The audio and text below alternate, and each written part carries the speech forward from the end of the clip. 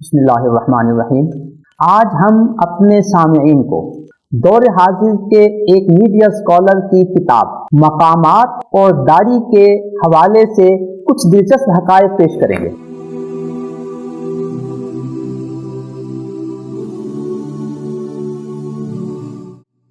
دور حاضر کے ایک میڈیا اسکالر اپنی کتاب مقامات کے صفحہ 238 پر داڑھی کے حوالے سے عجیب انکشاف کرتے ہیں۔ کہتے ہیں یہ دین کا کوئی حکم نہیں ہے۔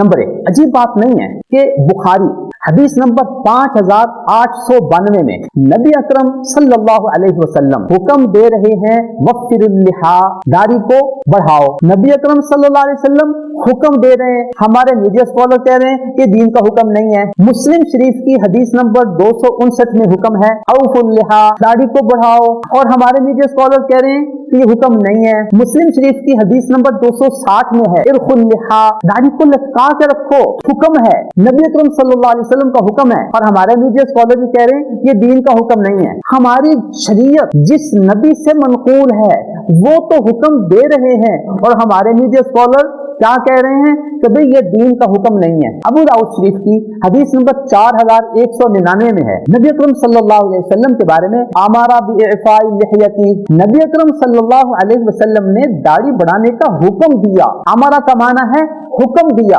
جبکہ ہمارے میڈیا اسکالر کیا کہہ رہے ہیں کہ دین کا کوئی حکم نہیں ہے۔ اب ہم فیصلہ آپ پہ چھوڑتے ہیں کہ نبی اکرم صلی اللہ علیہ وسلم حکم دے رہے ہیں اور یہ کہہ رہے ہیں کہ دین کا حکم نہیں ہے۔ ہمارا دین تو نبی اکرم صلی اللہ علیہ وسلم سے منقول ہے، ہم نے تو آپ کی بات ماننی ہے۔ آپ نے کہا داڑھی بڑھاؤ، ہم کہیں گے کہ بڑھائیں گے۔ آپ نے حکم دیا، آپ کا حکم ہمارے سر آنکھوں پہ، لیکن ہمارے دور حاضر کا میڈیا اسکالر کس بنیاد پر یہ کہہ رہے ہیں کہ دین کا حکم نہیں ہے؟ ایک بات اور پیش نظر رکھیں، وہ اپنی کتاب میزان کے صفحہ 14 پر ختنوں کا ذکر کرتے ہیں، ناخن کٹوانے کا ذکر کرتے ہیں، زیر ناف بال اور بغلوں کے بال صاف کرنے کا ذکر کرتے ہیں۔ یقیناً ان چیزوں کا ذکر حدیث شریف میں ہے، لیکن نبی اکرم صلی اللہ علیہ وسلم نے کسی جگہ پر اس کو حکم کے انداز میں پیش نہیں فرمایا۔ یہ نہیں فرمایا ختنے کراؤ، یہ نہیں فرمایا ناخن کاٹو، یہ نہیں کہا زیر ناف بال صاف کرو، بغلوں کے بال صاف کرو۔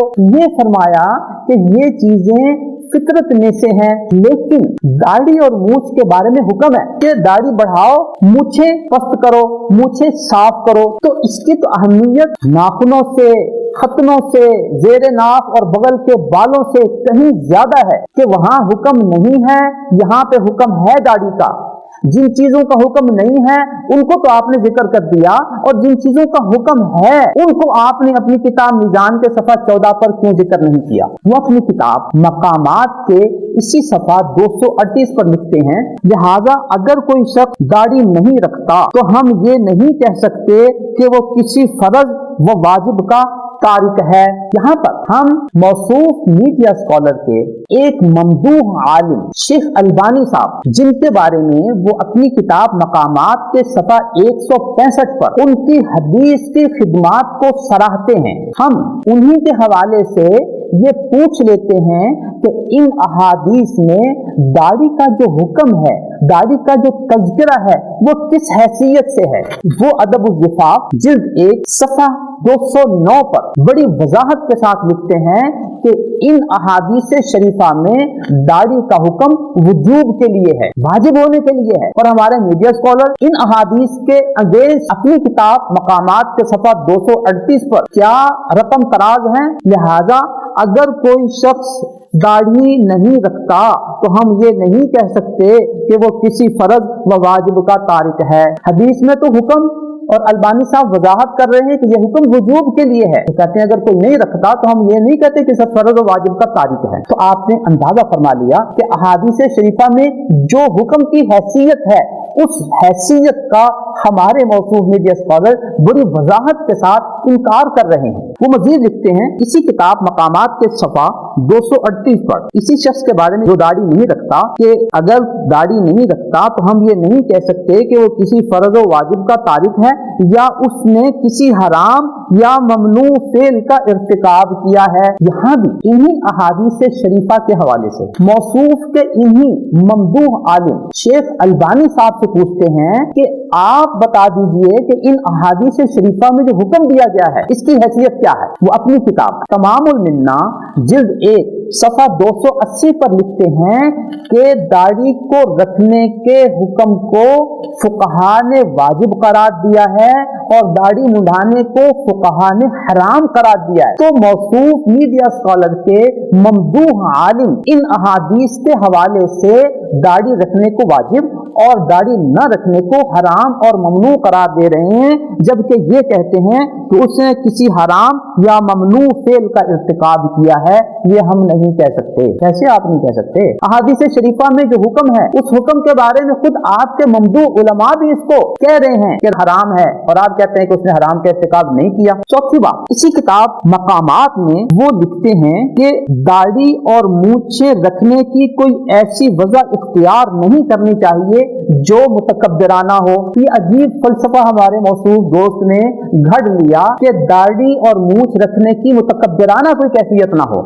آپ بھی اسی معاشرے میں رہتے ہیں، آپ کو معلوم ہے کہ لوگ مونچھوں کو تو تکبر کے لیے رکھتے ہیں، لیکن کیا کوئی شخص داڑھی بھی تکبر کے لیے رکھتا ہے؟ انہوں نے مونچھوں اور داڑھی کے رکھنے اور صاف کرنے کو جو متکبرانہ فلسفے کے ساتھ چسپاں کر دیا، یہ فلسفہ انہوں نے کہاں سے گڑھ لیا؟ دوسری بڑی عجیب سی بات ہے کہ انہوں نے اپنی کتاب مقامات کے صفحہ 237 پر عنوان قائم کیا ہے داڑھی اور اسبال ازار۔ اسبال ازار کہتے ہیں کہ اپنی تہبند کو، چادر کو اتنا لمبا باندھنا کہ وہ ٹخنوں سے بھی نیچے ہو۔ حدیث شریف میں اس کی ممانعت آئی ہے کیونکہ یہ تکبر کی علامت ہے۔ تو اپنی تہبند چادر کو ٹخنوں سے نیچے رکھنا یہ تو تکبر کی علامت ہو سکتی ہے، لیکن جب آپ نے داڑھی کا تذکرہ کرنا تھا تو آپ نے کس اصول کی بنیاد پر داڑھی کو اسبال ازار اور تہبند کو ٹخنے سے نیچے رکھنے کے ساتھ جوڑ دیا؟ یہ عنوان ہی بتا رہا ہے کہ آپ اس حوالے سے کوئی ایسی بات کرنا چاہتے ہیں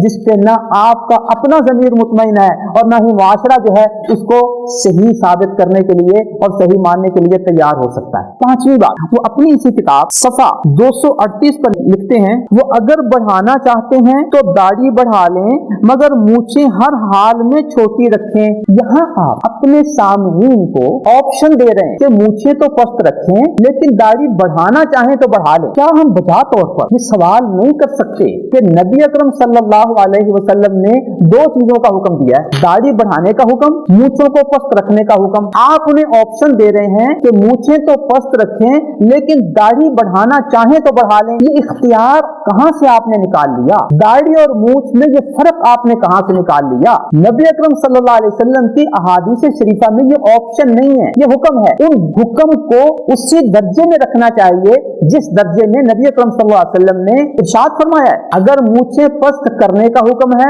تو داڑھی رکھنے کا بھی حکم ہے۔ آپ مونچھیں پست کرنے کا تو انہیں حکم دے رہے ہیں اور داڑھی بڑھانے کے بارے میں آپشن دے رہے ہیں، اگر بڑھانا چاہیں تو داڑھی بڑھا لیں مگر مونچھیں پست رکھیں۔ آپ کا یہ فلسفہ کسی بھی اس شخص کو اپیل نہیں کر سکتا جو آپ کی کتاب کو ذرا سا بھی توجہ کے ساتھ پڑھے گا اور آپ کی ان خود ساختہ تعلیمات پر ذرا بھی کھلے دل کے ساتھ، کھلی عقل کے ساتھ اور شرعی احکامات کی روشنی میں اس پہ غور و خوض کرے گا۔ چھٹی بات، وہ اپنی اسی کتاب مقامات کے صفحہ 238 پر لکھتے ہیں کہ داڑھی رکھنا جو ہے اس کا موضوع تطہیر بدن ہے، تطہیر خرد و نوش اور تطہیر اخلاق ہے۔ جب آپ یہ مان رہے ہیں کہ یہ داڑھی بڑھانے کا حکم تطہیر اخلاق کے لیے ہے تو اخلاق کی پاکیزگی ہونی چاہیے نا؟ کیا وجہ ہے کہ آپ مونچھوں کو پست کرنے کا حکم دے کے اسے تو تطہیر اخلاق کا درجہ دے رہے ہیں، تو داڑھی بھی رکھ کے اپنے اخلاق کی پاکیزگی ہونی چاہیے نا؟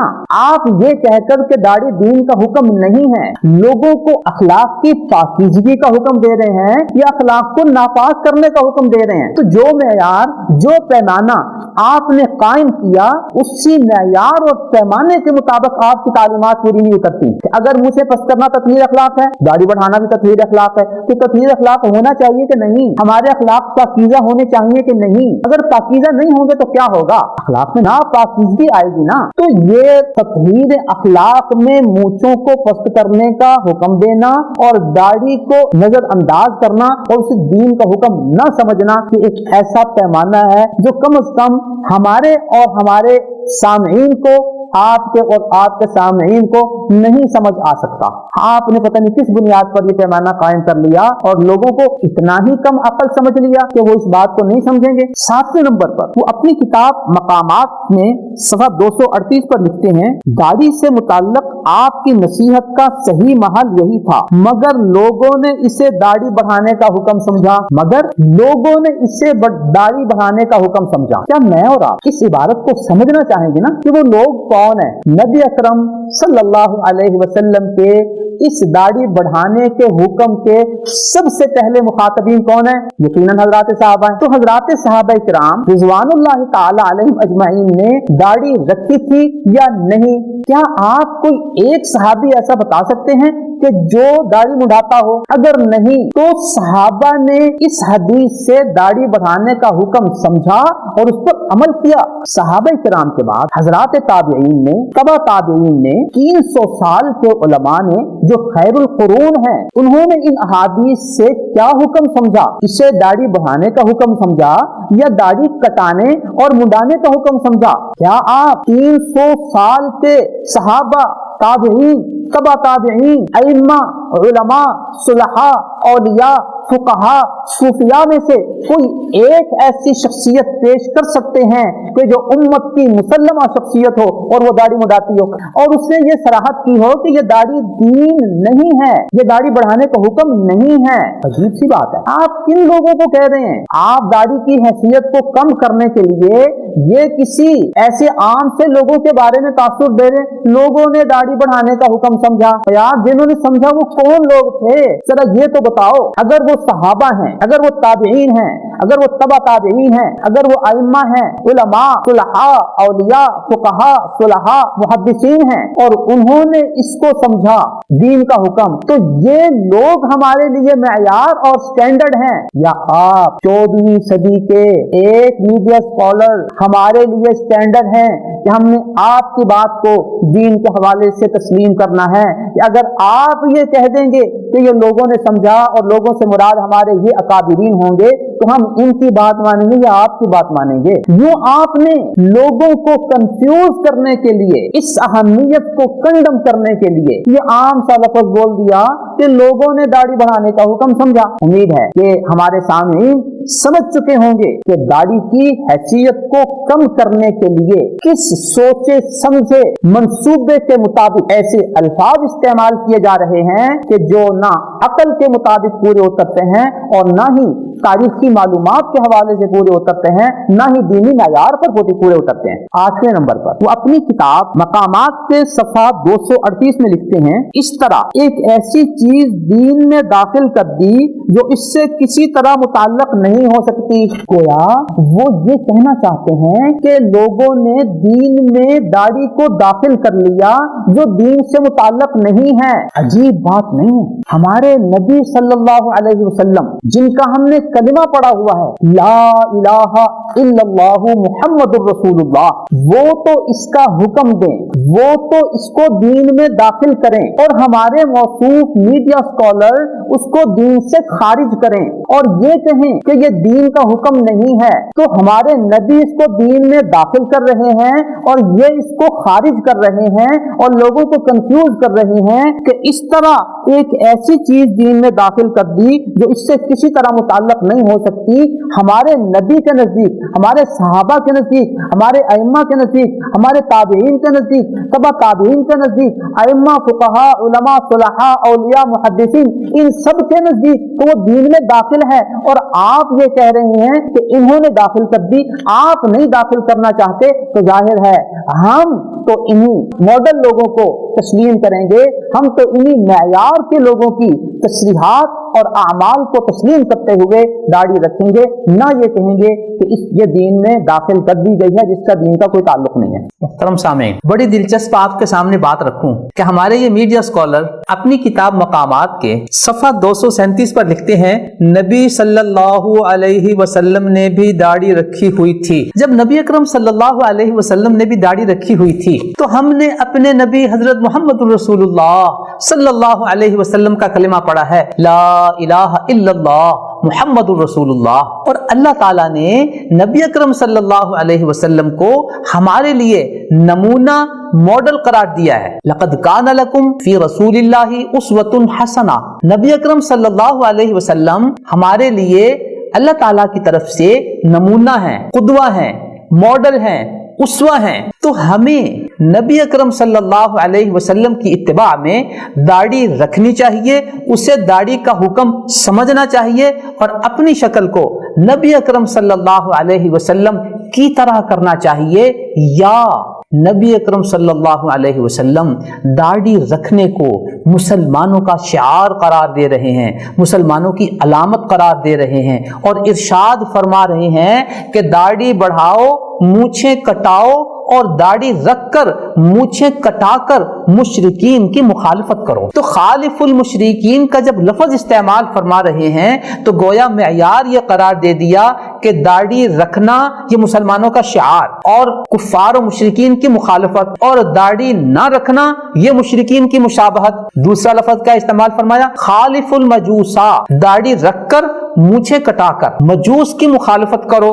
گویا داڑھی رکھنا مسلمانوں کا شعار، مجوس کی مخالفت، اور داڑھی نہ رکھنا مجوس کی مشابہت۔ تو ہمیں اپنے اسوہ، اپنے قدوہ، اپنے نمونہ حضرت محمد الرسول اللہ صلی اللہ علیہ وسلم کی طرح اپنی شکل کرنی چاہیے، اور ان کے بتائے ہوئے شعار اور علامت کو اپنا کر داڑھی رکھنی چاہیے، اور مشرکین اور مجوس کی مخالفت کرنی چاہیے، یا داڑھی نہ رکھ کر نبی اکرم صلی اللہ علیہ وسلم کی مشابہت ختم کر کے، مسلمانوں کا شعار ختم کر کے مشرکین کی مشابہت کرنی چاہیے اور مجوس کی مشابہت کرنی چاہیے۔ یوں دو معیار ہمارے سامنے آ گئے کہ نبی اکرم صلی اللہ علیہ وسلم کی داڑھی تھی، اور نبی اکرم صلی اللہ علیہ وسلم نے اپنے مبارک احکامات کے ذریعے اس کو مسلمانوں کا شعار قرار دیا اور مجوس اور مشرکین کی مخالفت قرار دیا۔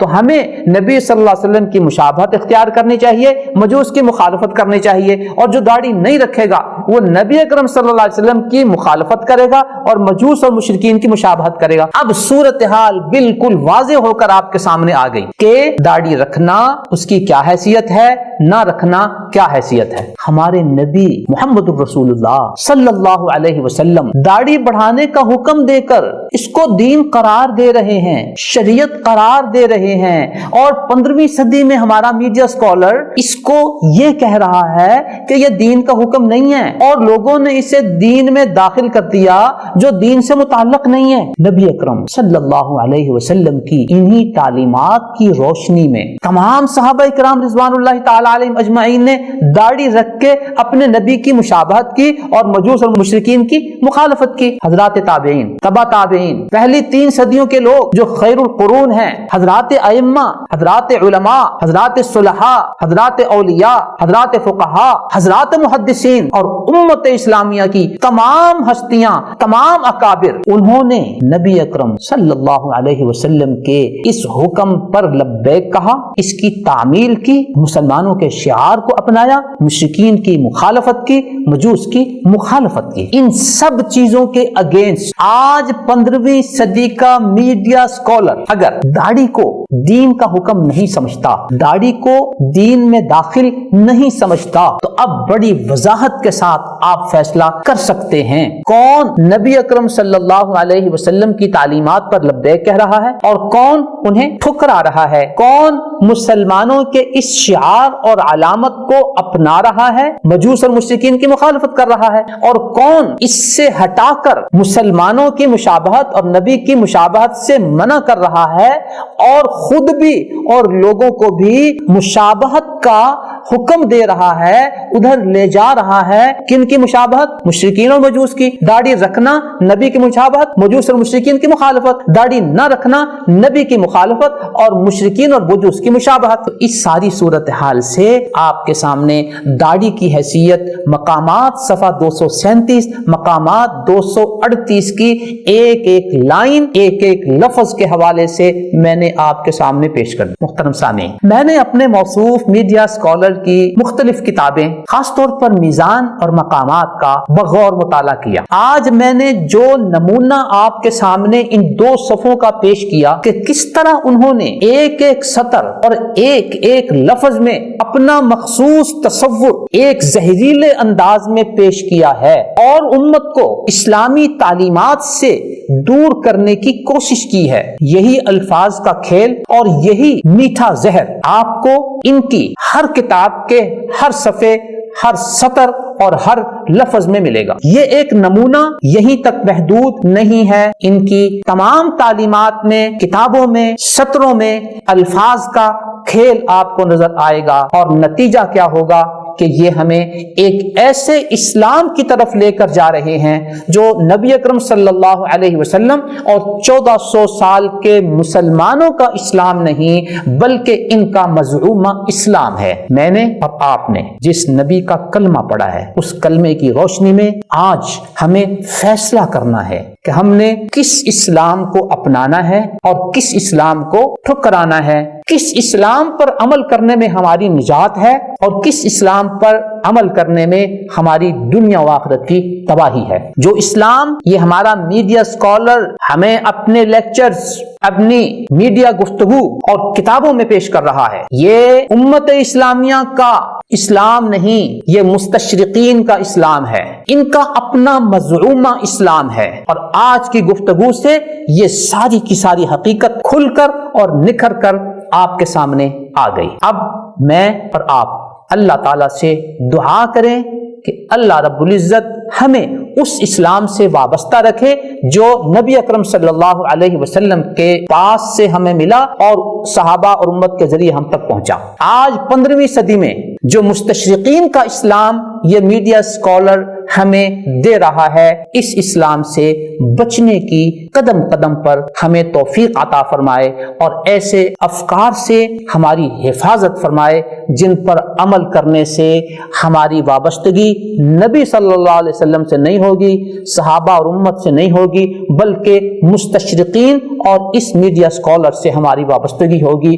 ہماری نجات اس اسلام میں ہے جو نبی اکرم صلی اللہ علیہ وسلم سے ملا، اور ہماری تباہی اس اسلام میں ہے جو مستشرقین کے توسط سے یہ میڈیا اسکالر ہمیں اور آپ کو اسلام بنا کر سمجھا رہا ہے۔ دعا ہے اللہ تعالی ہمیں صحیح بات کو سمجھنے کی اور صحیح بات پر عمل کرنے کی توفیق عطا فرمائے، آمین۔ نظروا للطيبة ونور طه يسطعون